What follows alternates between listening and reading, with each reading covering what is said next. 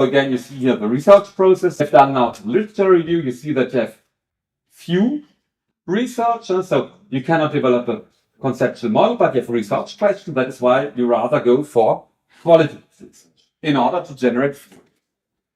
On the other hand, if you have an extended literature review, if you can develop a conceptual model of hypothesis, you go rather for quantitative research with random sampling or quota sampling, hypotheses, which you can test with statistical models. You start with a large research question, then you collect data with open-ended questions. You analyze the data in order to find broad patterns, generalizations, and theories, and you compare these patterns with literature to generate generalizations and theories. The start point is a research question. The end point is the theory. For example, here are some questions. So what is your perception about AI, autonomous cars, smart homes, or chatbots? Do you perceive control for autonomous cars or smart homes? What do you think about brain-implanted chips? Which technologies will shape the retail industry?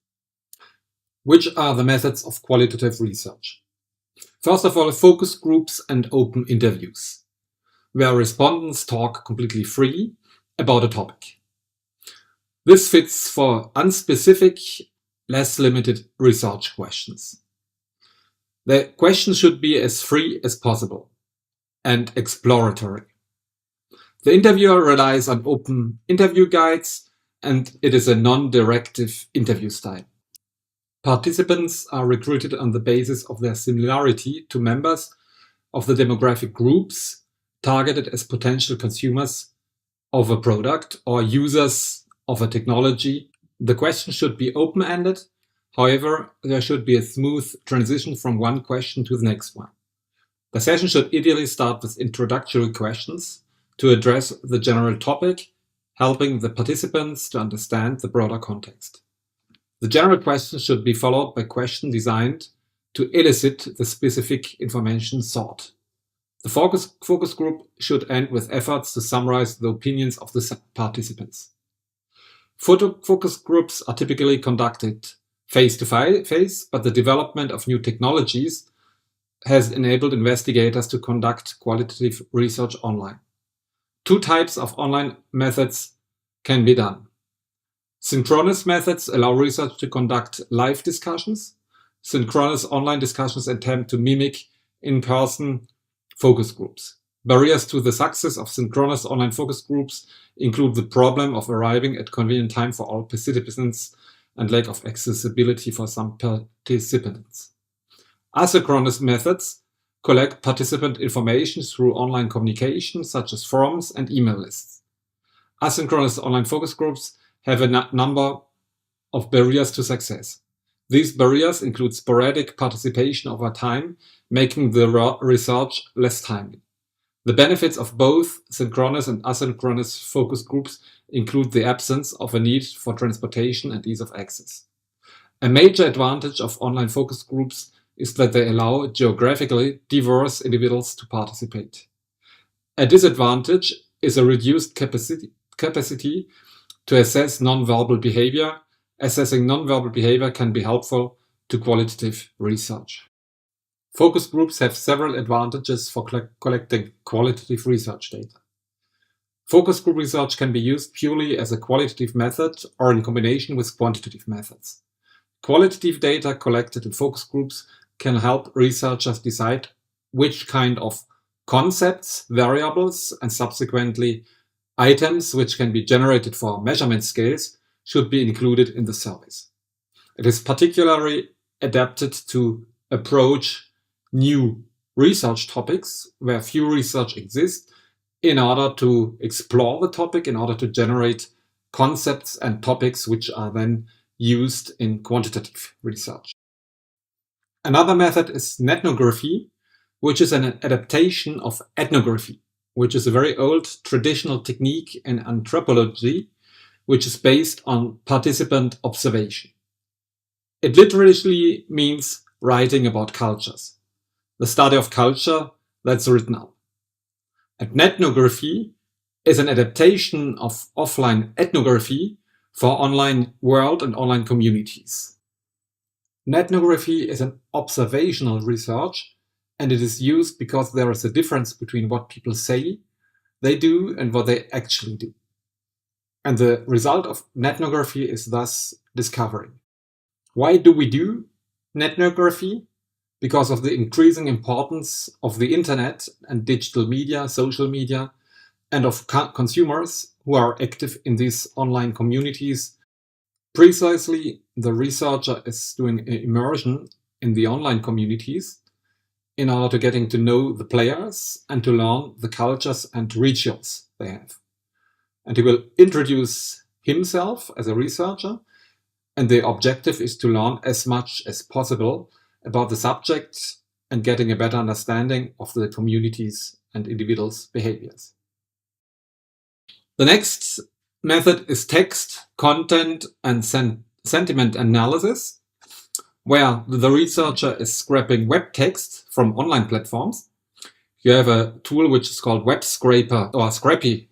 You can scrap text, and then the researcher will use coding sheets and analysis software with R and Vivo or Swings in order to do a systematic automatic review of literature very quickly. This enables the researcher to discover new insights, patterns, and trends. Here's one example how we used qualitative research and text sentiment analysis. So the idea was to model topics with R, the software tool. And the research topic was, how does user reviews impact the app's evaluations? So in clear words, which sentiments are expressed about the apps. And we studied 9 monitoring health applications in the US from 2014 to 2020 with app reviews scrapping. In total, we had almost 400,000 reviews about the health applications. And from the reviews, with the words used on the reviews, we generated 8 topics with R. 4 topics refer to well-being, matrix sleep, matrix food and activity, matrix heart activity, and matrix weight. We have 1 topic about user experience, 1 topic about customer relationship management, 1 topic about connectivity, and 1 topic about personalized communication. Under the topics, you can see the words that enabled us to generate the topics. For example, for matrix sleep, sleep, night, display. For the matrix food activity, food, calories, workout. For the matrix heart activity, heart rate, wear, tracking, and so on. So you see the words that enabled us to generate the topics. Then in the next step, we related the different topics to the evaluation scores of the app between 1 and 5. 1 the lowest evaluation, 5 the highest evaluation. You can see that connectivity of the app contributes most to the lowest application rating, whereas, for example, the matrix food activity contributes to the highest application rating. That is the score 5. And you can see also, for example, customer relationship management is badly rated in green, user experience 2. So mainly the matrix food activity and matrix sleep activity is increasing the score of evaluation from 1 to 5. Then we ran a logit regression, and you can see that matrix sleep, matrix food activity, matrix heart activity is non-significant in terms of impact on the rating of the app, whereas the matrix weight, user experience, customer relationship management, connectivity, and personalization impacts highly significantly the rating of the applications. In other words, improving the characteristics, the attributes on matrix weight, user experience, customer relationship management, connectivity, and personalized communication would improve also the rating evaluation of the application. Another example shows the same procedure. So we generated topics by analyzing several hundred thousands of reviews on an application, a sports and health application. And so we generated one topic about personalization with words such as customize, expected well-being with words like health, status, improve, weight, a topic quantified self with related words such as advantage, data, time, physics, intrusion into private life, to intrusive, customization, a topic about automation, human, missing, and a last topic about connectivity. Connect, use, information, customize. So we generated this with a word count and topic analysis done by R. And then in the next step, we combined the qualitative approach with sentiment analysis with a quantitative approach because we measured the impact of the topics we generated by the text analysis on a questionnaire with items, measurement scales about subjective well-being, and subsequently the impact of subjective well-being on intention to use, where we used the measurement scale of Davis for the technology acceptance model. And you can see here that personalization has a highly significant positive impact on subjective well-being, as well as automation has a highly significant impact on subjective well-being, and connectivity also a high important impact on subjective well-being. And in turn, subjective well-being has a highly significant positive impact on intention to use the application. So this last example shows how you can combine qualitative research first that generate concepts or topics, and then you can measure how these topics influence measurement scales, which are well established in literature, such as, for example, here, subjective well-being, intention to use. And so it's a good example that you first explore, generate concepts, and these concepts are then directly tested in terms of their impact on mediating and dependent variable. Quantitative designs. The starting point is that you use the theory, you establish hypotheses from the theory in your literature review, you will operationalize your variables and measurement concepts through measurement scales, you collect data, will validate, reject the hypothesis, and validate or confirm or reject hypotheses. When knowledge and literature is well established, you should use this approach as you employ an explicit existing theory, for example. The basis of quantitative research are the hypotheses, which are shown in a conceptual model or an explanative model. So here you can see 3 independent variables influence a single dependent variable mediated by 2 mediating variables. For example, data collection concerns, data usage concerns, and data protection concerns are the independent variables which should influence positively perceived risk and negatively influence trust. And in turn, trust should positively influence data disclosure willingness, whereas perceived risk should negatively influence data disclosure willingness. So the basis are the hypotheses. Another method in quantitative research are causal experiments, where you have 2 groups with different treatments on X are compared in terms of Y.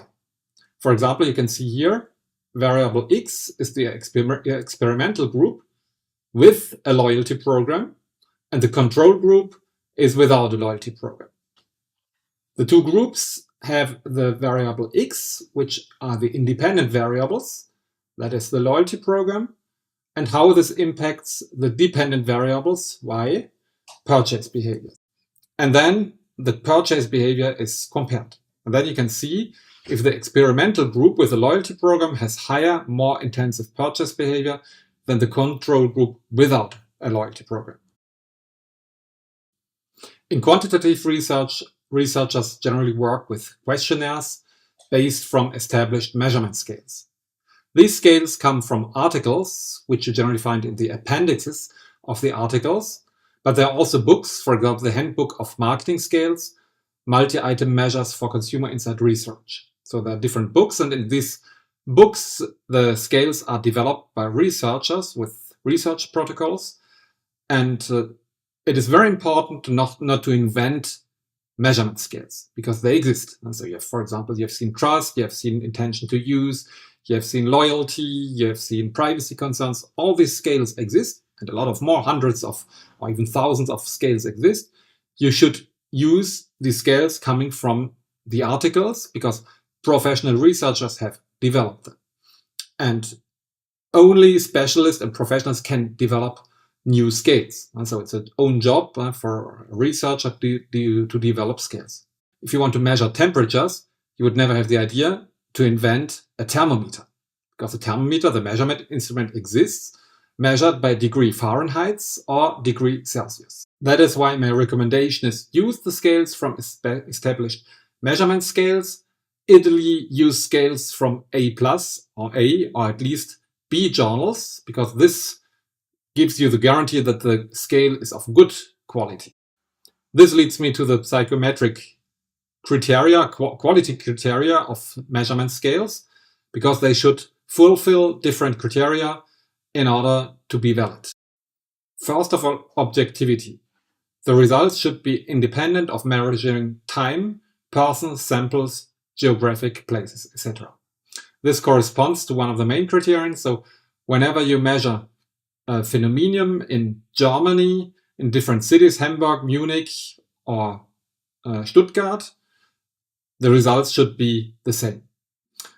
In the same sense, also independent of time. If you measure the phenomenon this year or last year, the results should be the same. The second criterion is reliability, which shows if the measurement survey is repeated under the same conditions and which would bring identical results in remeasurement. That is why researchers use often a retest method in order to replicate the results. And the third criterion is validity, to the extent to which measurement instrument measures what should be measured. This is generally measured with a Cronbach alpha or the Joris-Koch criterion. So we have different tools which we use when we do factor analysis, exploratory or confirmatory factor analysis, which gives you indication of reliability, that is that all the items measure the same phenomenon. Convergent validity, that the items within a scale are highly correlated with the concept or the variable. And finally, discriminant validity, that is that the different concepts, so the items within a concept or a variable, are not at all correlated with other concepts. And for example, we have seen trust and we have seen privacy concerns. So the items creating privacy concerns should be highly correlated with the concept privacy concerns, but not correlated with the items that measure trust. And this is called discriminant validity. So let's see some examples about the methodology used. Once you have found the scales, you have to put a table, summarize the scales with the items, cite the scales origin, information collection concerns, for example, Hong Kong, to adapt the items clearly, because they're coming from other contexts. So the next step is in a research to test your model. We did an exploratory qualitative research first. Now we had our hypothesis. We know more about our topic. We have a formalized hypothesis. So in this case, we could do a choice for quantitative methodology. This is what we did. So we did 2 survey waves. So first of all, we surveyed 303 students. And then in the second wave, we surveyed 342 persons, kind of snowball sampling. So we asked students to survey their parents, grandparents, in order to have a more representative sample. The sample, so we have 40% women, 60% men, who only users who really use smart connected objects, and we primed them with a video about agenda, Google Agenda, that is connected to IoT and that simplifies our life. So with a video, and you can see mainly younger generations, but we have also some baby boomers. We used only existing scales, so we did not invent or created scales. The scales were reliable according to our the common measures, and here are the scales. So we used perceived utilities by Davis and colleagues, and so we adapted them. For example, my smart connected object is a good assistant during my daily life. It helps me perform my tasks faster, makes my life easier, and is very useful. Perceived ease of use, we used also the Davis scale. So it refers to, I find it easy to use my smart connected object. It is clear and understandable. I feel competent to use it, and it's adapted to my daily life. The usage is attached usage. I use a lot of my smart connected objects in my daily life, whenever it's possible, when I need it. Word of mouth. So I would recommend smart connected objects. I would encourage my friends and family to use connected objects, and I would talk positively about connected objects. And so you see all these scales are existing. We found them in articles. The utilitarian value was measured by Arnold and Reynolds, and so it allows me to communicate with my entourage, to find new friends, to find information on a topic, have latest news on my favorite topics. It's helpful for professional future. Consumer well-being, we adopted it from, or we took the scale from that I actually used with my co-authors Andreas Munzel and Jean-Philippe Gallon. It's published in Technological Forecasting and Social Change. So you see the conceptualization of well-being is quite easy. So we actually integrate experiential hedonistic aspect. It's entertaining, it's relaxing, it's an escape, it's delightful. So you have more the aspects of joy. It improves my health conditions. It improves my quality of life, well-being. It makes me less depressive. So the psychological well-being.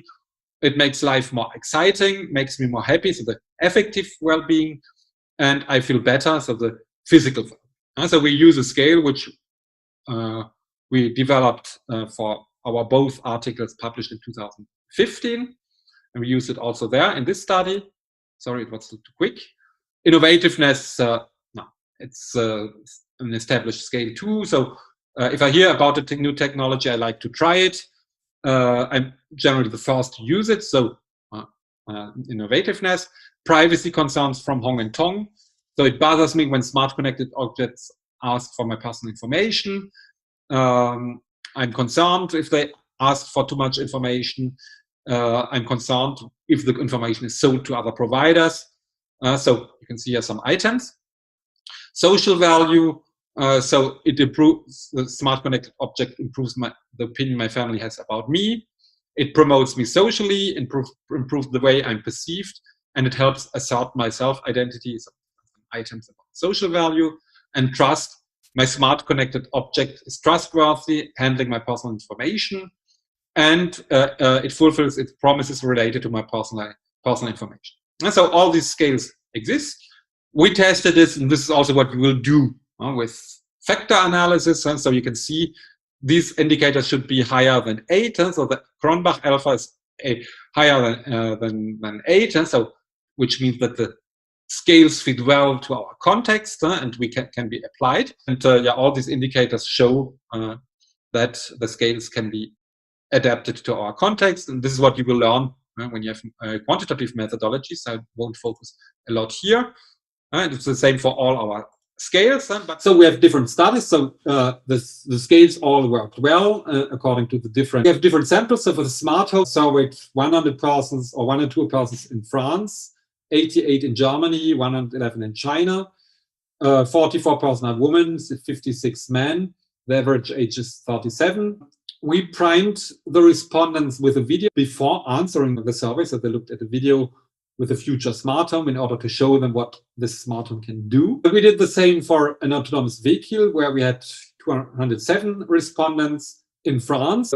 Almost half of them are men and women. The average age is quite younger because it was a student sample. And again, we showed a video about a level 5 car, so a fully autonomous car before the survey.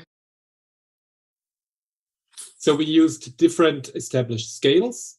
For example, for environment protection concerns, there are 3 items. For example, a smart home or a smart car's connected services would allow me to protect the environment. A smart home and its connected services would allow me to save energy. A smart home and its connected services would make it possible to pollute less the environment. Or social recognition was measured with a scale coming from Sweeney and Suter. A smart home would give me a more acceptable image of myself.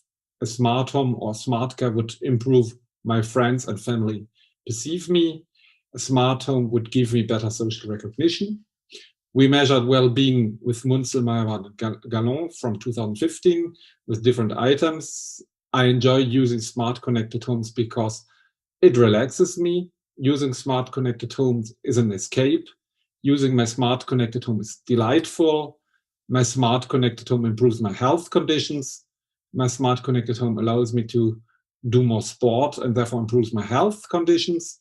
By using my smart connected home, I definitely increase my quality of life.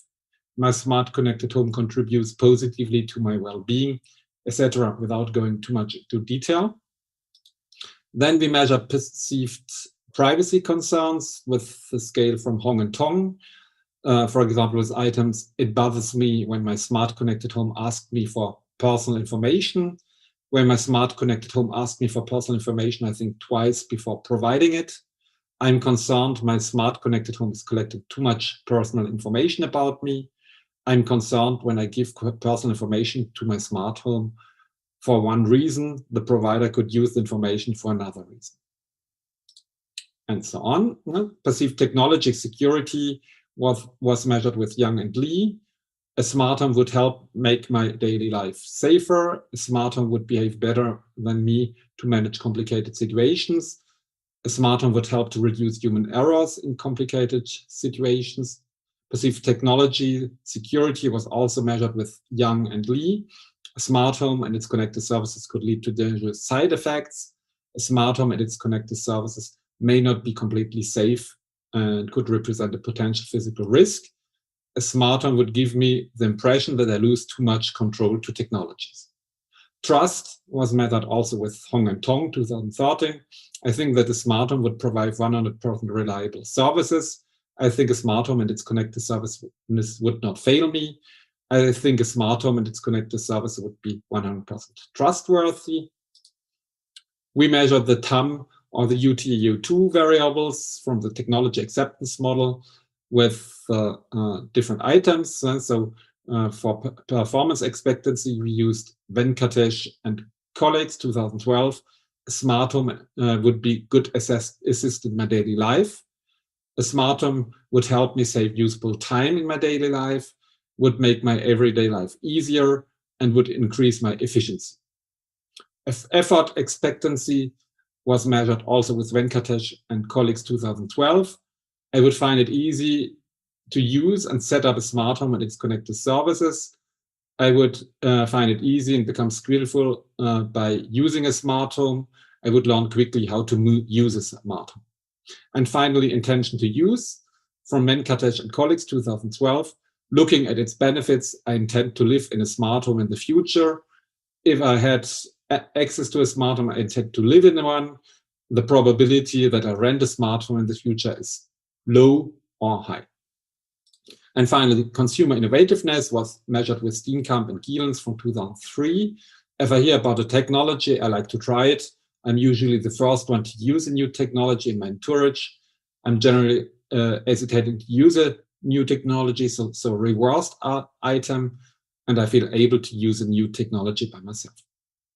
So all these scales were adapted to the smart home or autonomous vehicle context. We used scales from 1, not agree at all, and 7, absolutely agree with the item.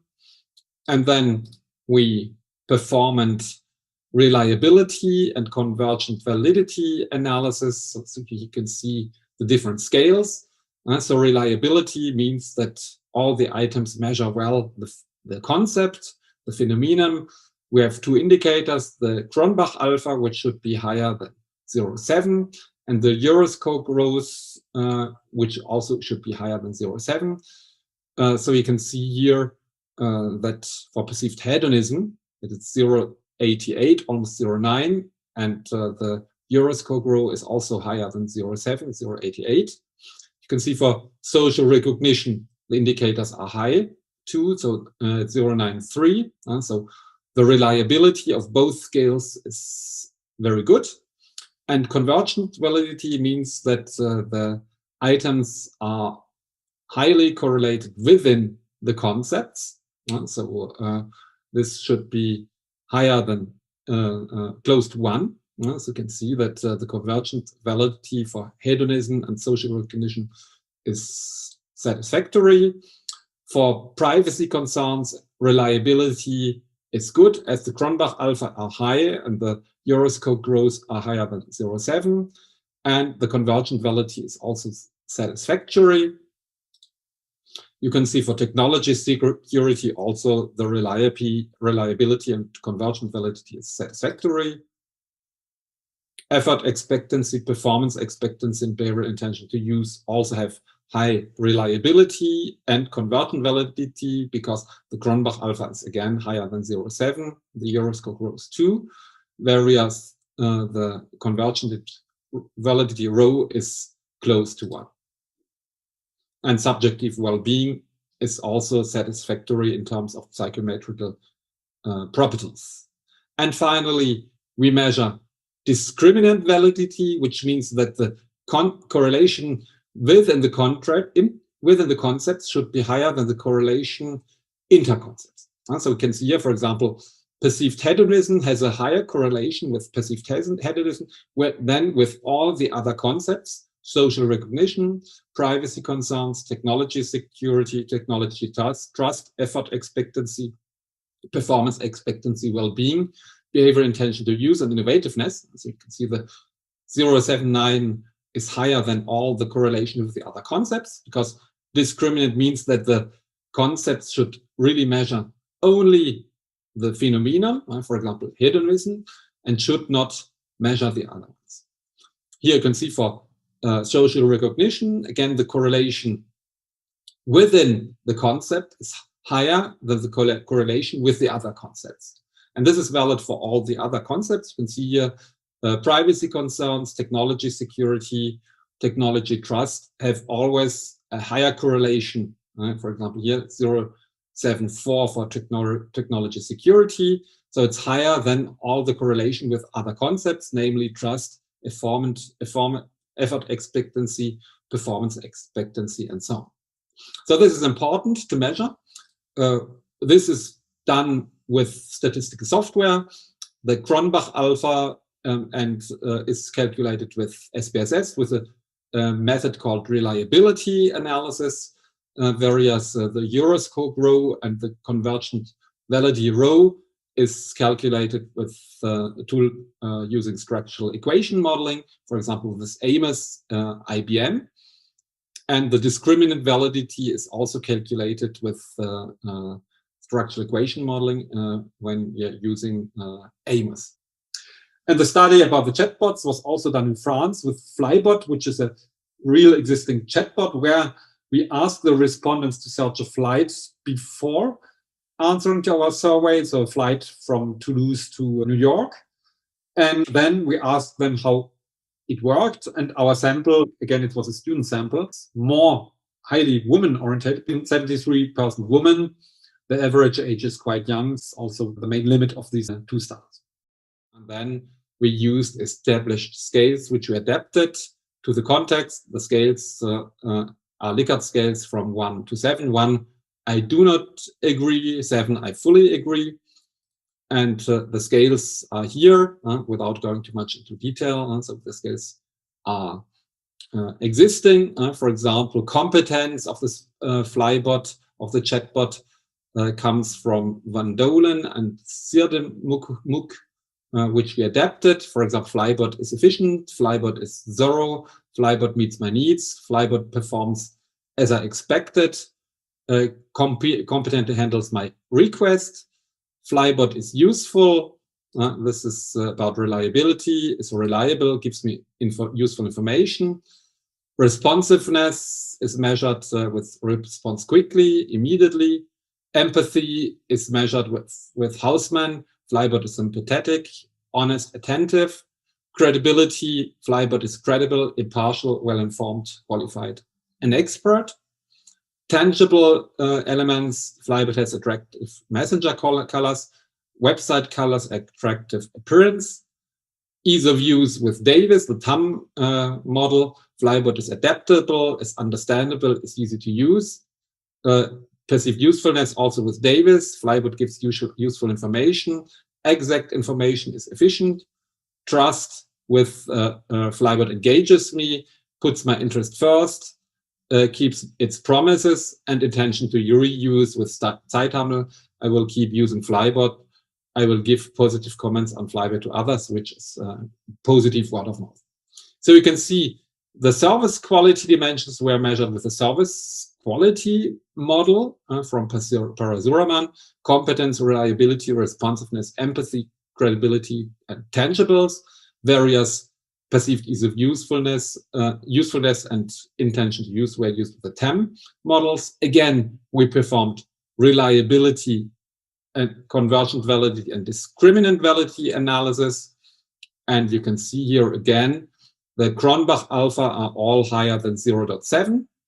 The Euroscope yoke all higher than 0.72. So indicating high reliability of the scales. So again, the scales measure well our phenomenon. And the convergent validity, the rows are also close to 1, indicating good and satisfactory convergent validity. And the discriminant validity is also satisfactory, because we can see here again that the correlations within the concepts, for example, competence is higher than the correlation with all the other concepts. As we can see, reliability, responsiveness, empathy, credibility, tangibility, perceived ease of use, perceived utilities, and trust. And you can see here again, for all the other concepts, for example, reliability has a higher correlation within the concept reliability than with all the other concepts. So discriminant validity is also satisfied. So in summary, we have very good psychometrical properties of the scales and can use them for our study.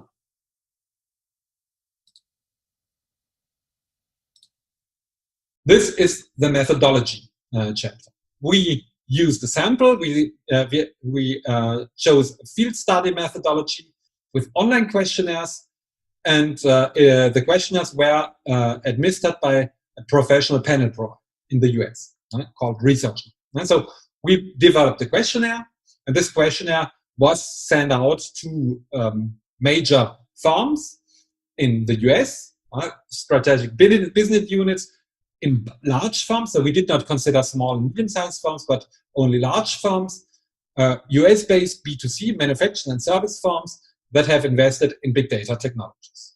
And we got a sample of 301 managers, marketing managers, who answered us. Here you can see the different sectors: finance, manufacturing, retail, hospitality. You can see here also the SBU revenues, the position of the respondent. So you see a large part: chief marketing officers, marketing directors, senior marketing managers, PEOs, the smaller part, and CRM. And so this is our sample. Our questionnaire was based on established scales. So this is also what you will see in the future. We have measure instruments with which we measure our concepts. So we don't develop. It's like in medicine. Nobody would have the idea to develop a new measurement instrument to measure the body temperature. We have the thermometer. We have it with 2 scales. We have it with degree Fahrenheit. We have it with degree Celsius. But nobody in the scientific community would think now to develop a new measurement scale.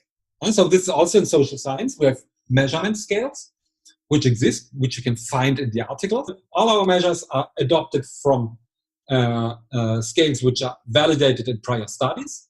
We measure them on 7-point Likert scales from 1 to 7. Okay, then this is, I will overgo that. So there are some procedures to measure if these scales are reliable and valid. So I won't focus on that today because it's just in the beginning of your research. But you have to know that you will do some statistical analysis to see if your scales measure well your phenomenon. And we use regression modeling, also called structural equation modeling, which is also statistical model, which you will learn here during the DBA lectures, which is used to analyze our. So here you can see the different scales. I will switch through quite quickly, but to give you an idea, how did we measure big data technology resources? So in our questionnaire, the questions, there are three items or three questions. Our SBU has a state-of-art big data IT infrastructure. 1, not agree at all. 7, completely agree. Our SBU uses big data tools to gain a competitive advantage. In general, our SBU collects more data than our primary competitors. So for all these concepts, we have the scales, so with different items. So the question was quite long. So we measured also marketing capabilities through pricing, product development, channel management, and marketing communication. So you can see here the different items and so on. So all the different concepts were measured with existing scales. Profitability, marketing or firm performance we measured with customer satisfaction. Market effectiveness through growth in sales revenues, customer acquisition and increasing sales to existing customers. So this is how we measure it. The scales all worked well according to the different reliability and validity criterions. So our Cronbach alpha is higher than 0.7 for all the scales. The Euroscore rule is higher than 0.7, so it's also required to have urgent and discriminant validity. And the convergent validity rules are close to 1, which is also an agreed measure in the scales work well. Then you have to choose the data methods of the type of questions. So nominal variables are only used for moderating variables. You mostly use either ordinal or rating variables to measure all these different concepts. So use nominal only for moderating variables that not measure, for example, gender, or the country of origin, or the income, or the job. And then according to the data, use different tests. If you have only nominal variables, you can use a chi-square test, but mostly you have metric variables, rating scales, then use a traditional methods such as ANOVA regression. You can start out with this descriptive statistics, and because in order to have a feeling for the data, it's always good to do descriptive statistics through frequencies or medians or means or factor analysis.